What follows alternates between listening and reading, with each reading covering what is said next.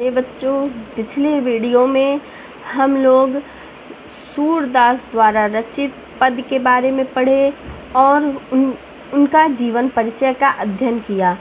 आज हम लोग उनकी व्याख्या का अध्ययन करेंगे। उद्धव तुम हो अति बड़े भागी।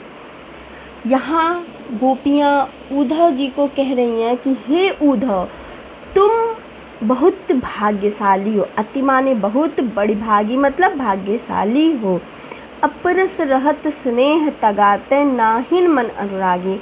अपरस मीन्स होता है जो छू न पाए। अपरस तगा मतलब होता है धागा, तगा। नाहिन मन अनुरागी, और अनुरागी मतलब होता है अनुरक्त होना। अपरस रहत स्नेह तगाते माहिन अनुरागी। तुम स्नेह और प्यार से तुम श्री कृष्ण के बंधन को छू भी नहीं पाए न, और उनके प्यार और अनुराग से अनुरक्त हो, मतलब उनके पास रहकर भी तुम उनसे अनुरक्त हो। पुरैन पात रहत जल भीतर तारस देह न दागी। पुरैन मतलब होता है कमल का पत्ता, ठीक। पुरैन पात कमल का पत्ता, रहत जल भीतर जिस प्रकार जल के भीतर रहता है। ता माने तारस देह न दागी, और वह अपने देह माने शरीर पर, दाग माने धब्बा, अपने शरीर पर एक भी रस का बूंद नहीं आने देता, मतलब पानी का बूंद नहीं आने देता। मतलब अर्थात जिस प्रकार पुरैन का पत्ता मतलब कमल का पत्ता जल के भीतर रहते हुए भी पानी का एक बूंद अपने देह शरीर पर नहीं आने देता, उसी प्रकार तुम कृष्ण के पास रहते हुए भी उनके प्रेम से दूर हो, उनसे अनुरक्त हो। जो एक और उदाहरण क्या देती हैं, ज्यों जल माह तेल की गागर बूंद न ताको लागी। ज्यों माने जैसे, जल माने जल, माह माने क्या, माह मीन्स क्या होता है, जल के अंदर। ताको माने उस, तेल माने तेल, गागरी माने घड़ा, बूंद न ताको लागी। बूंद माने तो बूंद होता है, ताको माने उसकी। एक और उदाहरण क्या देती हैं, जिस प्रकार तेल से भरा हुआ गागर, तेल से भरा गागर पानी के अंदर रहता है फिर भी उसमें अपने ऊपर एक बूंद नहीं लगने देता, उसी प्रकार तुम कृष्ण के साथ रह कर के उस पानी के, उस तेल से भरे गागर के समान हो। प्रीत नदी में पाँव न बोर्यो दिष्ट अनुरूप परागी। हे उद्धव, तुम प्रेम रूपी, प्रीत माने प्रेम, नदी मीन्स नदी, प्रेम रूपी नदी में अपने पायों को कभी डुबोए नहीं हो, मतलब कभी बोरे नहीं हो। दृष्ण रूप परागी, तो तुम उस प्रेम रूपी दृष्टि को, उस प्रेम रूपी नदी को कैसे देख पाओगे।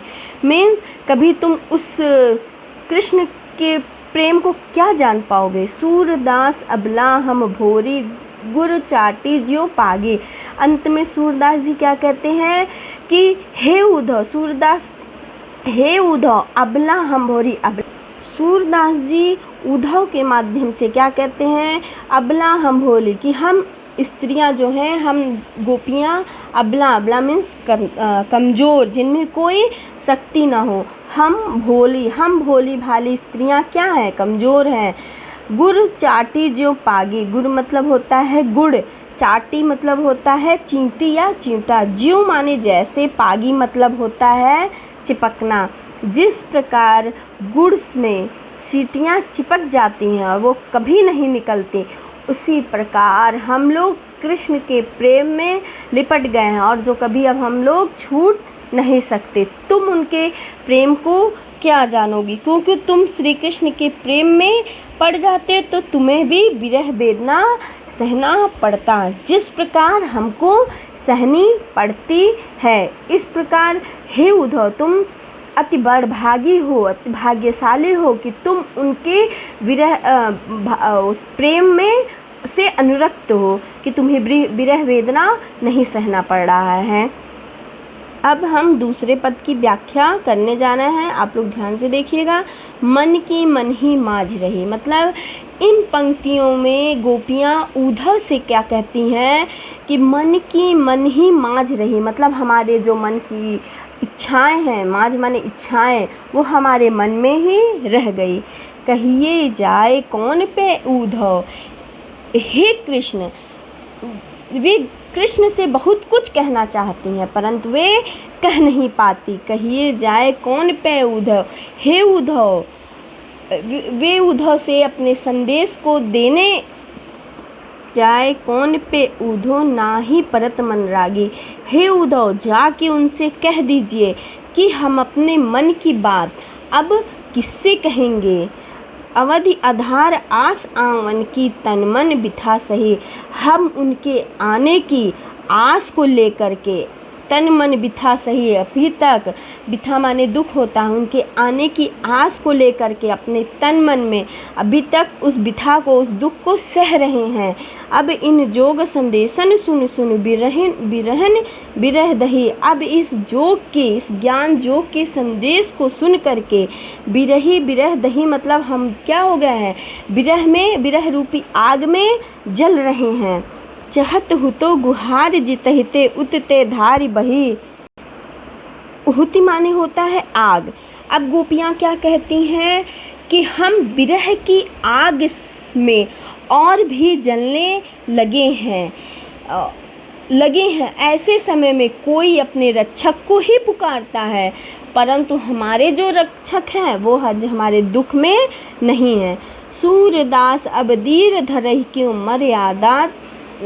मर्यादा न लहे।